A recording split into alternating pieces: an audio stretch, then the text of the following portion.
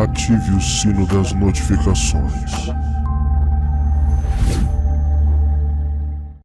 Olá, meus ilustres amigos e amigas. Bem-vindos a mais um vídeo no canal Verdades Ocultas da Bíblia. E eu vou mostrar para vocês, neste vídeo, uma propaganda de um rei pagão na Bíblia. E eu não estou falando de Ciro II ou de Ciro o Grande, que nós recentemente fizemos uma live aqui no canal Verdades Ocultas da Bíblia e mostramos claramente os paralelos do cilindro de Ciro e o livro do profeta Isaías. Aliás, eu já fiz um conteúdo anterior com esta abordagem e demonstrando de forma mais ampla que temos paralelos também no livro de Esdras e também no livro das Crônicas dos Reis de Israel. Mas dessa vez eu não estou falando de Ciro o Grande, de Ciro II. Eu estou falando do rei Nabucodonosor. E detalhe, nós nos valeremos da evidência interna. Um texto bíblico, ou melhor, dois textos bíblicos que as pessoas não prestam muita atenção no que estão lendo. Não se atentam àquilo que estão consumindo da própria Bíblia hebraica. E esses detalhes acabam passando desapercebidos. Lembrando que o objetivo do canal Verdades Ocultas da Bíblia não é descredibilizar a Bíblia. Como está na descrição da nossa página aqui no YouTube, nós apenas compartilhamos informações que, de maneira geral, não é de conhecimento do público cristão. Então, o objetivo do canal Verdades Ocultas da Bíblia é compartilhar informações com as devidas fontes, os achados arqueológicos, inscrições, documentos, papiros, pergaminhos, documentos mais antigos que a própria Bíblia hebraica. Esta é a nossa intenção. E tenho eu um compromisso em sempre colocar a verdade, ou a melhor possibilidade, ou o próprio fato em si. Então, se alguém tem problema com a verdade, com o fato ou com a melhor possibilidade, aí já não é um problema meu, não é de minha responsabilidade. Se a sua crença mudou ou até se melhorou ou piorou, também não é de minha responsabilidade. A conclusão fica sempre a cargo de cada um. Conclusão esta, baseada em fatos, em evidências, baseada na verdade ou na melhor possibilidade. Mas sempre a responsabilidade da conclusão é sua e não minha.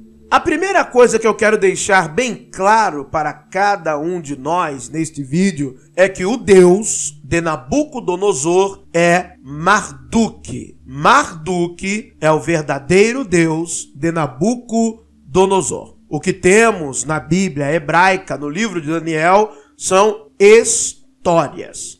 Porque já sabemos, por análise científica, exegética, histórica e até arqueológica, que o Daniel bíblico é baseado no personagem Daniel de Ugarit, mais especificamente da epopeia de Akhat. Sabemos que por análise até paleográfica do livro do profeta Daniel, temos até aqui uma referência bibliográfica que faz a análise da literatura apocalíptica e também esta compreende o livro de Daniel, o livro do professor John J. Collins, de que o livro de Daniel é uma literatura, é uma produção literária do século II a.C., século II antes da Era Comum, e que tudo que diz respeito ao seu apocalipticismo é da época de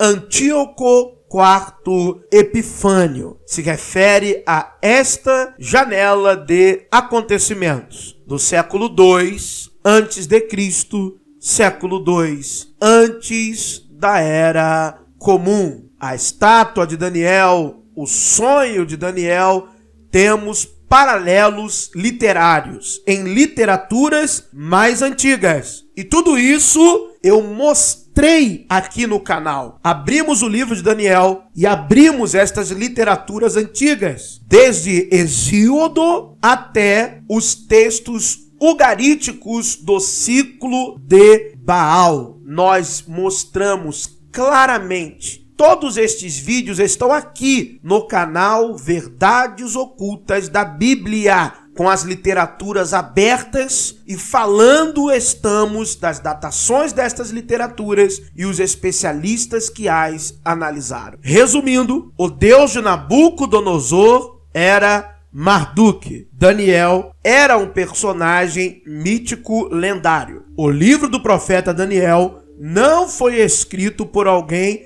em Babilônia. O livro do profeta Daniel é uma literatura do século II antes de Cristo. Dito isto, vamos ler o livro do profeta Jeremias, primeiro o capítulo 27, versos 5 a 11. Diz o seguinte: Eu fiz a terra, o homem e os animais que estão sobre a face da terra, com o meu grande poder e com o meu braço estendido, e a dou a quem é reto aos meus olhos. Então, quem é reto aos olhos do Deus de Judá, Yud-Re, Vav-Re, ele dá tudo a quem é reto aos olhos dele. Quem é reto aos olhos dele? E agora eu entreguei todas estas terras na mão de Nabucodonosor, rei de Babilônia, meu servo, e ainda até os animais do campo lhe dei para o servirem. Isso aqui é propaganda. Nabucodonosor não era servo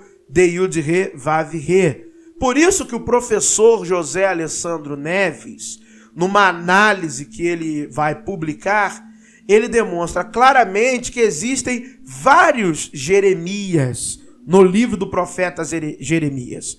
Não é um Jeremias que está escrevendo, uma pessoa ou um escrivão chamado Baruque, mas na verdade são vários Jeremias.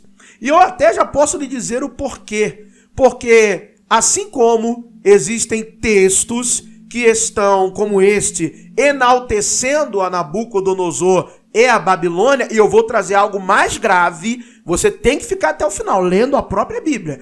Eu vou mostrar algo grave aqui para vocês dessa propaganda babilônica que está no livro do profeta Jeremias. Existem textos no próprio livro do profeta Jeremias que irão condenar Nabucodonosor e a Babilônia. Então nós temos contradições. E eu também farei um vídeo acerca dos 70 anos no cativeiro, que também esquece isso, de 70 anos em cativeiro ou no cativeiro. Nós vamos ver que, historicamente, tem vários problemas com esta profecia de Jeremias, problemas históricos. Vamos continuar a nossa leitura. E todas as nações servirão a ele, Nabucodonosor, e a seu filho, e ao filho de seu filho, até que também venha o tempo da sua própria terra, quando muitas nações e grandes reis se servirão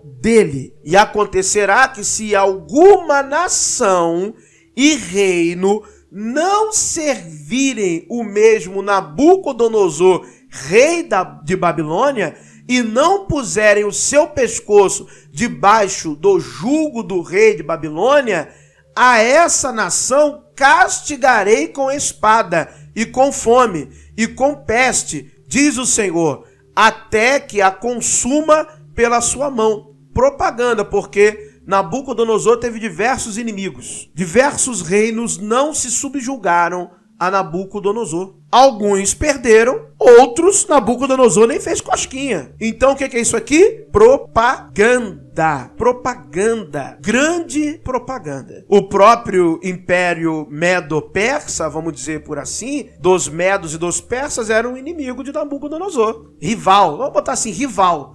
rival de Nabucodonosor. E aí? E esse negócio de filho, do filho, do filho, também é outra propaganda. Não foi assim que aconteceu. Vamos continuar a leitura. E vós não deem ouvidos aos vossos profetas, e aos vossos adivinhos, e aos vossos sonhos, e aos vossos agorê. Nem o teu sonho você ouve. Segue aqui a cartilha babilônica. E aos vossos encantadores, que vos falam dizendo: não servireis ao rei de Babilônia. Ou seja, quem era a resistência estava errado. Tinha que dar ouvidos à propaganda babilônica. Porque mentira vos profetizam, para vos mandarem para longe da vossa terra. Mas já foi. Isso aconteceu, de fato. E para que eu vos expulse dela e pereçai. Mas isso aconteceu. Isso aconteceu. Era praxe. Em vários territórios, Babilônia fez isso. Tirava o povo da terra e botava em outro lugar. Tanto que, eu mostrei aqui, de acordo com o decreto de Ciro, ele repatria estes povos. Porque ele faz um decreto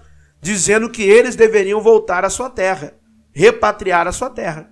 Mas a nação que colocar o seu pescoço sob o jugo do rei de Babilônia, eu servi, eu a deixarei na sua terra, diz o Senhor, e lavrá-la-á e habitará nela. Mentira. Mentira. Isso é mentira. Babilônia teve opositores, Babilônia não dominou todas as nações, dominou algumas nações, alguns reinos, e outros resistiram e batalharam e não tiveram punição nenhuma de Rê-Vavirê. Ou seja, propaganda babilônica. Não tem como você discordar disso, porque a história que já aconteceu desmente toda essa narrativa aqui. Esse trecho aqui é propaganda babilônica, assim como tem propaganda de Ciro. E lembrando, aquela parte ali, ó, Nabucodonosor, rei da Babilônia, meu servo. Mentira. O Deus de Nabucodonosor era Marduk. Mas tem algo ainda que mexe mais com essa questão da propaganda. E isso aqui pode doer em muita gente, porque é uma leitura que passa desapercebida. Jeremias 29, 1-7. E estas são as palavras da carta que Jeremias, o profeta, enviou de Jerusalém aos que restaram dos anciões do cativeiro. Então, olha a narrativa sendo construída. Jeremias está enviando uma carta para quem está lá no cativeiro, como também aos sacerdotes e aos profetas e a todo o povo que Nabucodonosor havia deportado para Jerusalém. Me parece que foi só elite. Os anciãos eram os chefes dos clãs. Os sacerdotes eram os que dominavam a religião. E os profetas eram aqueles que estavam no intermédio entre o povo e a elite. Então, olha só. Essa carta aqui é para uma classe privilegiada, que, de acordo com a narrativa do texto, está em Babilônia, porque a carta foi enviada para os deportados em Babilônia. Então tem esse versículo 2 aqui que é um acréscimo, isso aqui é um acréscimo, esse versículo 2 é um acréscimo.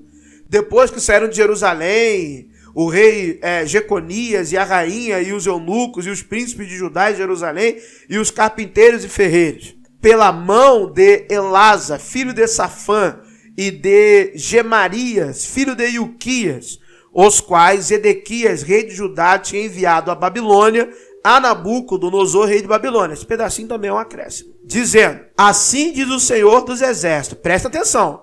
Assim diz o Senhor, e o de Rê-Vavirê, o Deus de Israel, a todos os do cativeiro, os quais fiz transportar de Jerusalém para a Babilônia. Então, Jeremias escreve uma carta, está enviando para quem está em Babilônia, a elite que está lá em Babilônia. Anciãos, chefes dos clãs, sacerdotes e profetas. Olha o que ele vai dizer. Edificai casas e habitai-as. Plantai jardins e comei seu fruto. Até aqui, tudo tranquilo. Babilônia. Isso para quem está em Babilônia. Tomai mulheres e gerai filhos e filhas. E tomai mulheres para vossos filhos, e dai vossas filhas a maridos, para que tenham filhos e filhas, e multiplicai-vos ali, e não diminuais. Aonde? Em Babilônia. Babilônia. Tomai mulheres babilônicas, gerai filhos e filhas, que vão ser o quê? Babilônicos, vão nascer em Babilônia, E tomai mulheres, o quê? Babilônicas, para vossos filhos.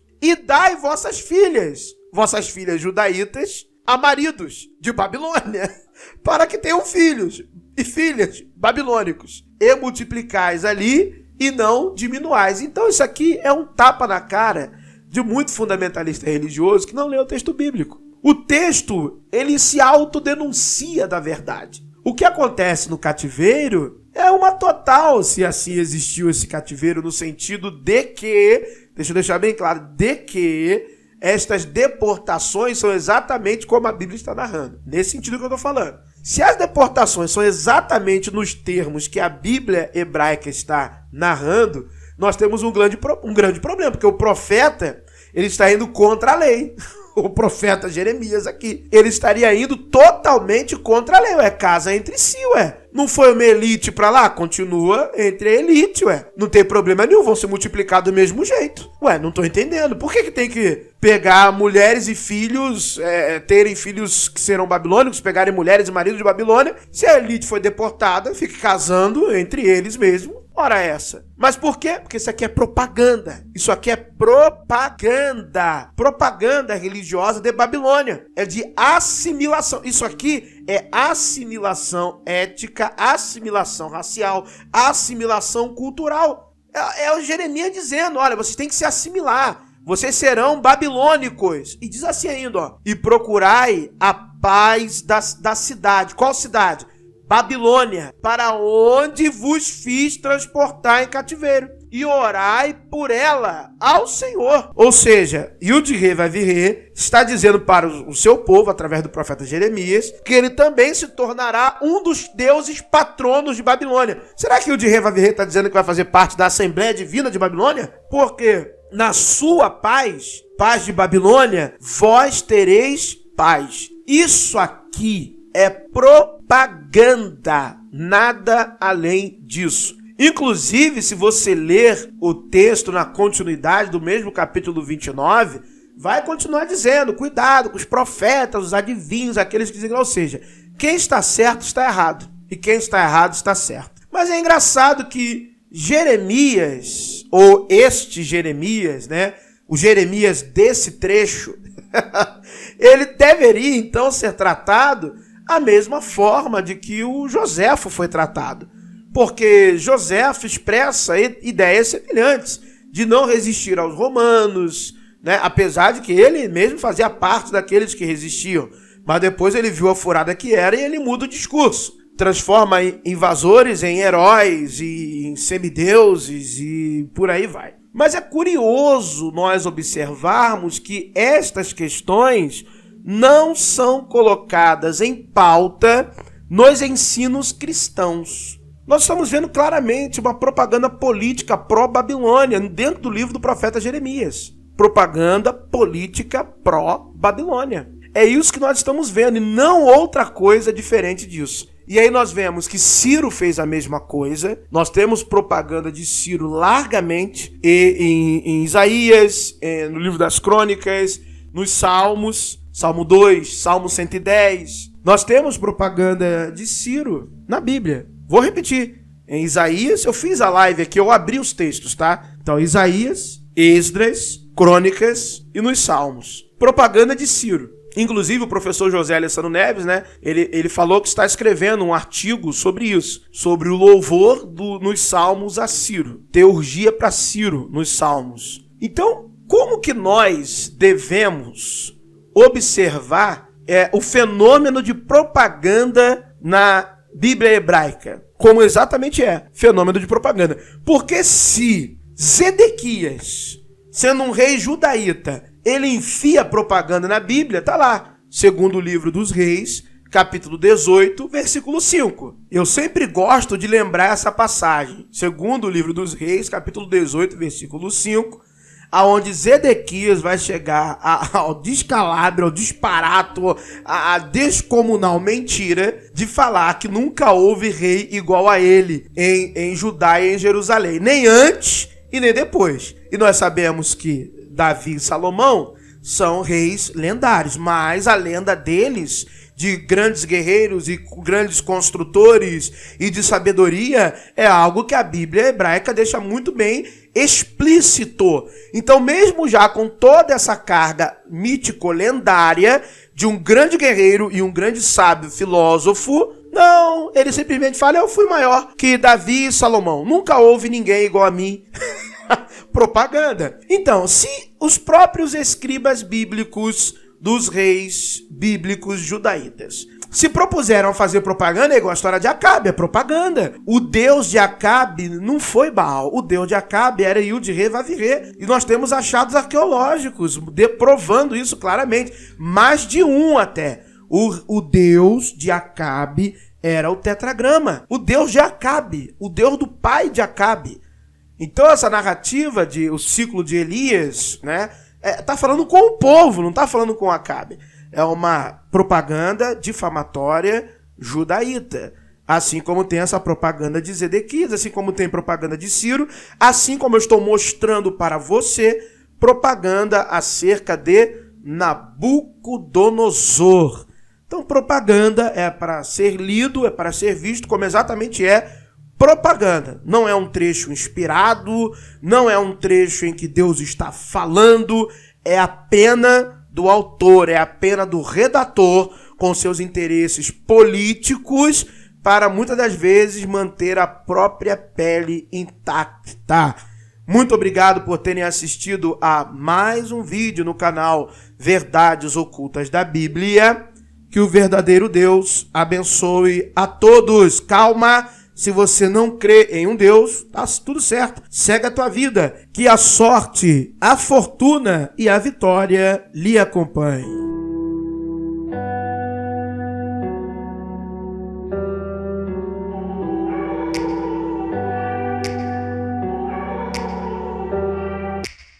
Take me back to a place where I felt at home. Take me back to a day when we weren't alone. Take me back to an age when the world felt small. Way back before we blew it all. Take me back to a place where I felt at home. Take me back to a day when we weren't alone. Take me back to an age when the world felt small. Way back before